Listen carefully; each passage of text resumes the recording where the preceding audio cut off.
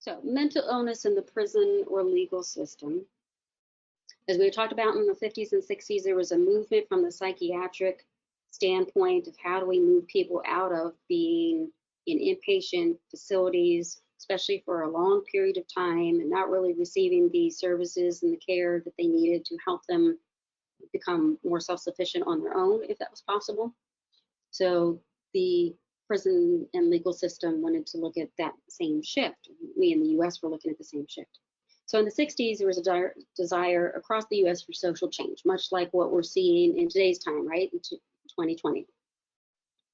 And there were hopes to make changes that would reduce crime over time. So programs were developed to help with things like racial divide, poverty, housing issues, joblessness. How do we give people the skills and the ability to be independent so that they don't have to commit crime, and they don't have a place where the spot where they are victimized in some way.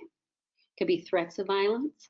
So maybe not that they act out against us in a violent manner, but they threaten that they're going to do that. Because then there's the what if, right? They want you to always be concerned about, you know, anytime you turn around the corner, I could be there to do some harm to you. They want to make you kind of terrorized and threatened in that way. Could be the attempts of violence, or maybe it's just chronic harassment. We'll talk more about that, and varying levels of assault, anything from the verbal assault all the way to the aggravated assault, the deadly assault.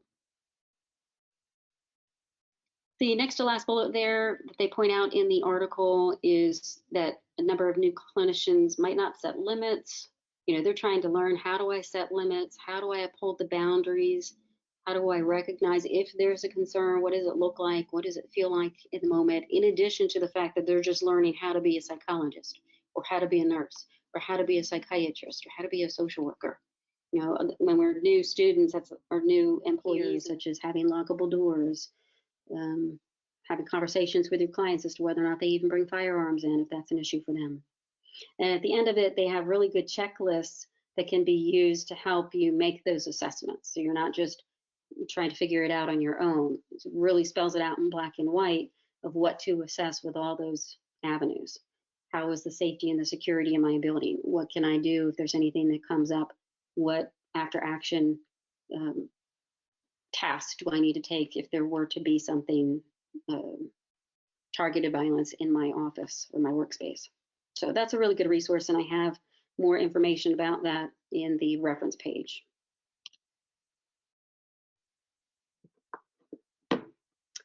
Workplace violence factors to consider. NOAH defines workplace violence as violent acts directed toward persons at work or on duty. Pretty straightforward.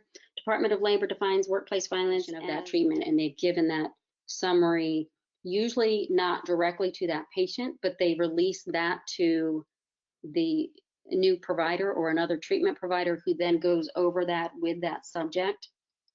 Or if it ends up being a malpractice case, or somebody makes a complaint about you to your licensing board and you have to defend yourself against that, and they have some kind of representation, that summary goes to that person who's representing them.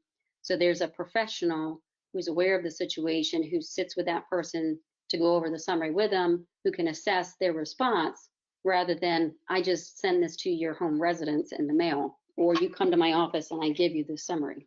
Because again, we don't know how they're going to respond. So very good question. Trespassing, we've gone over. Stalking. Under U.S. federal law, it's a felony to